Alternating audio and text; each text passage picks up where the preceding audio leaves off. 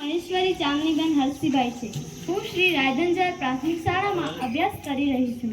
અત્રે ઉપસ્થિત થયેલા મુખ્ય અતિથિશ્રી, સરપંચશ્રી, ઉપસરપંચશ્રી, એસએમસીના સભ્યો, ગામમાંથી પધારેલા વડીલોશ્રી, આપણી શાળાને સારી રીતે સંભાળનાર અને ચલાવનાર આપણી શાળાના આચાર્ય શ્રી વનરાજ સાહેબ અને શિક્ષકગણ તથા વિદ્યાર્થી મિત્રો અને બાલવાટિકા અને ધોરણ 1-2 માં પધારેલા નાના બાળ સખાઓ, આજે આપણી શાળામાં હું આપ સર્વનું સ્વાગત કરું છું.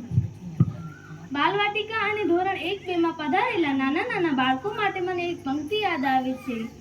આવનારી સૌ ખુશીની વાત કરીએ, આવનારી સૌ ખુશીની વાત કરીએ, એક નવી શરૂઆતની શરૂઆત કરીએ, એક નવી શરૂઆતની શરૂઆત કરીએ. આ સુપ્રસંગે હું બેટી વિશે 2 શબ્દ કહીશ, તો મારી નમ્ર વિનંતી છે કે તમે બધા શાંતિપૂર્વક સાંભળશો. સ્નેહની સુરત છું ને મમતાની મૂરત છું, સ્નેહની સુરત છું ને મમતાની મૂરત છું, પ્રેમના અમાપ સાગર જેવી લાડકવાઈ બેટી તણી જાત છું. સૃષ્ટિની ઉત્પત્તિથી લઈને આજ સુધી કુદરતે કોઈ હસતું, ખેલતું, નિષ્કામ, નિઃસ્વાર્થ સર્જન કર્યું હોય તો એ દીકરીનું છે.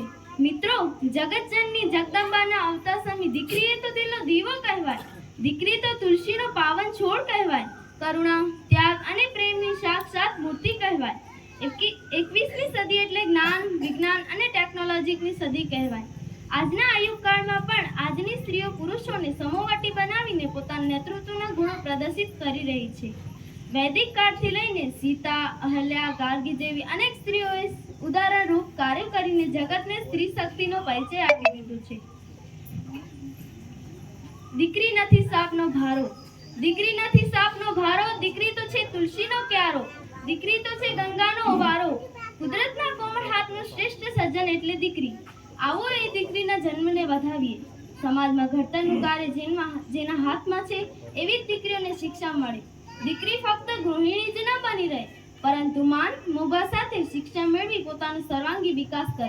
તે માટે આપણે સૌ સમાજમાં જાગૃતિ લાવવાનો પ્રયત્ન કરીએ.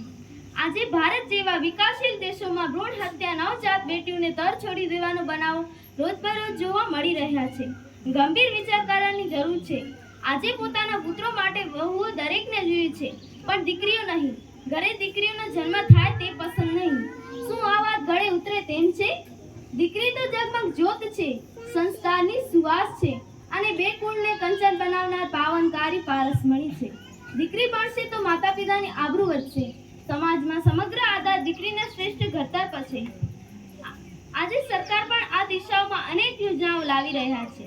દીકરીના જન્મથી લઈને તમામ ખર્ચની જવાબદારી સરકારે પોતાના સિરે લીધેલી છે, જેમ કે કન્યા કેળવણી યોજના, સુકન્યા સમૃદ્ધિ યોજના અને નમો લક્ષ્મી યોજના જેવી અનેક યોજનાઓ સરકાર દ્વારા બહાર પાડવામાં આવી રહી છે. હવે સમજવાનો વારો આપણો છે. દીકરી તો બાપનો શ્વાસ છે, માતાનો વિશ્વાસ છે અને ભાઈનો અડલા કોવાળા લેતો પ્રેમ છે. અને છેલ્લું એટલું જ કહીશ કે સ્નેહથી નીતરતી સરવાણી છું, માતા પિતાનો પ્રેમ અને પરીઓની રાણી છું. બેટી બચાવો, બેટી પઢાઓ, બેટી સંગ હેત પ્રેમ લાગણી વાવ.